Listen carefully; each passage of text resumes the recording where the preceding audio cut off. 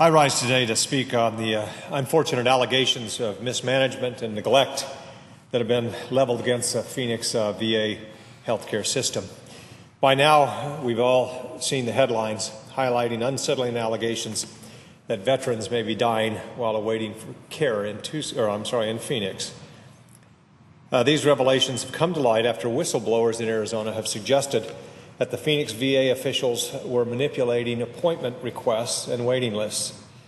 Recent reports suggest that some veterans may have been placed on an unofficial waiting list outside of VA's official electronic waiting list, which exists to calculate how long a veteran has to wait for care.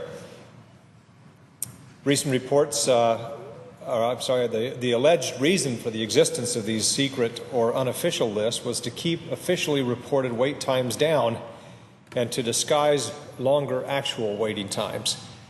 This apparently would help the Phoenix VA save face and reflect more positively on the VA system as a whole. As a result, as many as 1,400 veterans' actual wait times may have been significantly longer than was reported by Phoenix VA officials.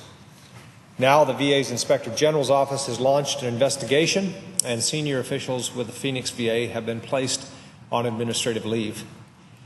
At a recent hearing in the Senate Veterans Affairs Committee, after cautioning that there should be no rush to judgment, a senior VA official indicated after a preliminary review that they found no evidence of a secret list.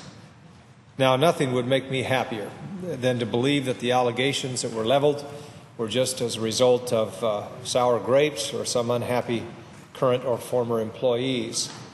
But sadly, similar allegations surrounding delayed care have also surfaced elsewhere in the country. Just this week, CNN has reported that 2 VA officials in North Carolina have been placed on administrative leave because of, quote, inappropriate scheduling, unquote. CNN also reports that a scheduler at the VA facility in San Antonio suggested that there had been some cooking of the books there to hide lengthy waiting times. Will it be any surprise if more VA healthcare facilities share these issues?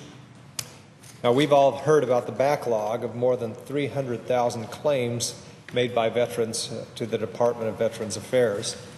This backlog has resulted in a wait time for compensation for disability claims that reportedly averages a dismal 5 months.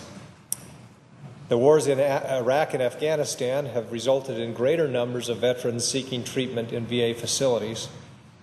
As more and more service members leave the armed forces, these numbers are sure to increase. Clearly, the VA is having a hard time providing adequate and timely care to veterans. This is and should be a nationwide concern. While backlogs are one thing, efforts to obscure or hide them is something else entirely, and a disturbing pattern of allegations to that end are coming into focus. What is alleged to have gone on just in the Phoenix VA system demands an honest, independent, and timely investigation. If these allegations are confirmed, anyone behind an effort to cover up these wait times and interfere with the truth coming out need to be held accountable. Heads should roll. Veterans and families impacted by any sort of neglect and mismanagement in the Phoenix VA system deserve nothing less. In addition, an apparent pattern of similar problems around the country would suggest that Congress needs to ensure that its own role in substantive, rigorous, and effective oversight hasn't been blatantly ignored. VA Secretary Eric Shinseki will be testifying before the Senate Committee on Veterans Affairs later this week to answer questions about the state of veterans' health care. Given what appears to be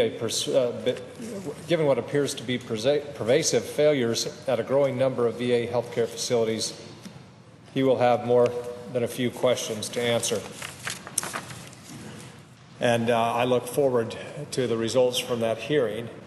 Mr. President, this situation cannot go on in Phoenix and around Arizona. People are concerned. We're receiving a record number of calls to our office from veterans who are concerned, who want to tell their story of the care they're receiving or not receiving on a timely basis. This is something we cannot countenance in our oversight responsibilities here in Congress.